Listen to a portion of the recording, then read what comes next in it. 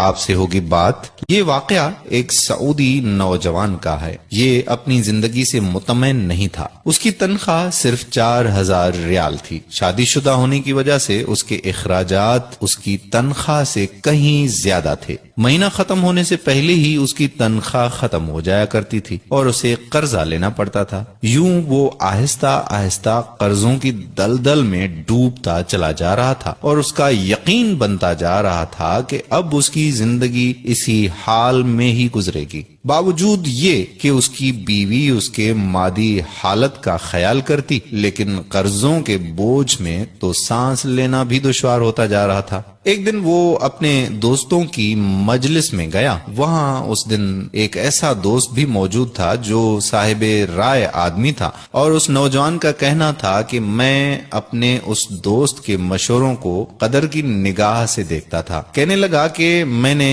اسے باتوں باتوں میں اپنی کہانی کہہ سنائی اور اپنی مالی مشکلات اس کے سامنے رکھی۔ اس نے میری بات سنی اور کہا کہ میری رائے یہ ہے کہ تم اپنی تنخواہ میں سے کچھ حصہ صدقہ کے لیے مختص کر لو۔ اس سعودی نوجوان نے حیرت سے کہا کہ جناب، مجھے تو گھر کے خرچے پورے کرنے کے لیے قرضے لینے پڑتے ہیں اور آپ صدقہ نکالنے کا کہہ رہے ہیں۔ خیر، میں نے گھر آ کر اپنی بیوی کو ساری بات بتائی تو بیوی کہنے لگی کہ تجربہ کرنے میں بھلا کیا حرج ہے، ہو سکتا ہے کہ اللہ تعالی تم پر رزق کے دروازے کھول دے۔ کہتا ہے کہ میں نے ماہانہ 4000 ریال میں سے 30 ریال صدقے کے لیے مختص کرنے کا ارادہ کیا اور مہینے کے آخر میں اسے ادا کرنا شروع کر دیا۔ سبحان اللہ، قسم کھا کر کہتا ہوں کہ میری تو حالت ہی بدل گئی۔ کہاں میں ہر وقت مالی ٹینشنوں میں اور سوچوں میں رہتا تھا، اور کہاں اب میری زندگی گویا پھول ہو گئی ہو جیسے، ہلکی پھلکی، آسان، قرضوں کے باوجود میں خود کو آزاد محسوس کرتا تھا۔ ایک ایسا ذہنی سکون تھا کہ میں بیان نہیں کر سکتا۔ پھر چند ماہ بعد میں نے اپنی زندگی کو سیٹ کرنا شروع کر دیا، اپنی تنخواہ کو حصوں میں تقسیم کیا، اور یوں ایسی برکت ہوئی جیسے پہلے کبھی نہیں ہوئی تھی۔ میں نے حساب لگایا اور مجھے اندازہ ہو گیا کہ کتنی مدت میں انشاءاللہ قرضوں کے بوجھ سے میری جان چھوٹ جائے گی۔ پھر اللہ جل شانہ نے ایک اور راستہ کھولا اور میں نے اپنے ایک عزیز کے ساتھ اس کی پراپرٹی ڈیلنگ کے کام میں حصہ لینا شروع کر دیا۔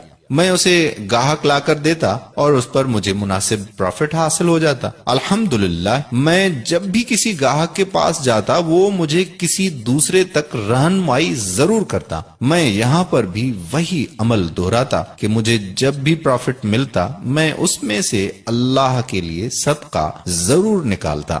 وہ کہتا ہے کہ اللہ کی قسم، صدقہ کیا ہے کوئی نہیں جانتا سوائے اس کے کہ جس نے اسے آزمایا ہو۔ صدقہ کرو اور صبر سے چلو، اللہ کے فضل و کرم سے خیر و برکتیں اپنی آنکھوں سے دیکھو گے۔ تو میرے پیارے بھائیوں اور محترم بہنوں، صدقے کی بہت زیادہ اہمیت ہے۔ جتنا ہو سکے زیادہ سے زیادہ صدقہ کریں۔ ایک صدقہ تو آپ ابھی اس وقت نکال سکتے ہیں، اور وہ صدقہ یہ ہے کہ آپ اس ویڈیو کو زیادہ سے زیادہ شیئر کریں تاکہ لوگوں کو صدقہ کرنے کی توفیق ہو، اور جو بھی صدقہ کرے گا اس کا ثواب آپ کو بھی ملے گا اور ہمیں بھی ملے گا۔ جب آپ کسی مسلمان کو تنخواہ میں سے صدقے کے لیے رقم مختص کرنے کا کہیں گے اور وہ اس پر عمل کرے گا تو آپ کو بھی اتنا ہی اجر ملے گا جتنا صدقہ کرنے والے کو ملے گا، اور صدقہ دینے والے کے اجر میں کوئی بھی کمی واقع نہیں ہوگی۔ سوچئے، آپ اس دنیا سے چلے جائیں گے اور آپ کے سبب آپ کے پیچھے کوئی صدقہ کر رہا ہوگا۔